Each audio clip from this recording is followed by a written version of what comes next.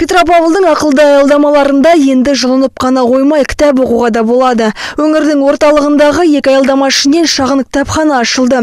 Кітап қоры 600-ға дейін жететін бұндай көше кітапханасын Петропавлдан басқа еш жерден таппайсыз. Бұл игі шараны шетел әріптестерінің тәжірибесіне сүйеніп жасаған облыстық әмбебап ғылыми кітапхана басшылығы осылайша тұрғындардың кітап оқуға деген құмарлығын арттырсақ дейді. Кітапхана таңнан түнге дейін, яғни автобустар тоқтағанға дейін жұмыс істейді.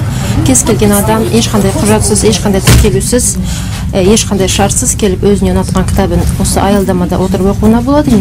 Көше кітапханасының қоры үнемі толықтырылып отырады және жаңартылып отырады. Бұнымен қоса аялдама аумағында мобильді кітапхана да іске қосылды. Ол үшін қолыңыздағы смартфонға арнайы қосымшаларды жүктесеңіз болғаны.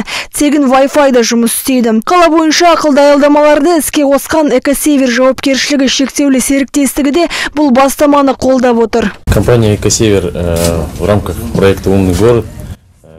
Экосевер серіктестігі ақылды қала жобасы аясында Петропавлда екі ақылды аялдама орнатты. Жоба негізінде бізге мәдениет басқармасы осындай ұсыныс жасады. Енді біздің ақылды аялдамаларымыз одан да ақылды бола түсті.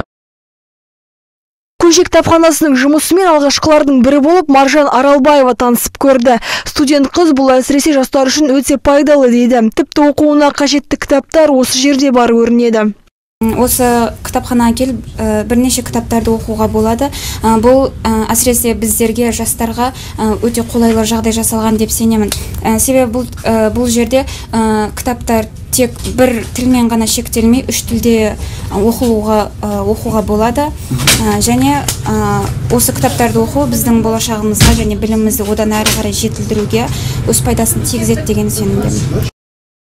Көңіліңізге жаққан кітапты үйіңізге алып кете берсеңіз де болады. Тек оқып болғаннан соң орнына әкеп тастау міндет. Қазірдің өзінде қала тұрғындарының қызығушылығы артып отыр. Енді ұйымдастырушылар шаһардың өзге де аялдамаларына шағын кітапхана орнатсақ дейді. Айта кету керек, бұл жерде бар кітап қоры үш тілде.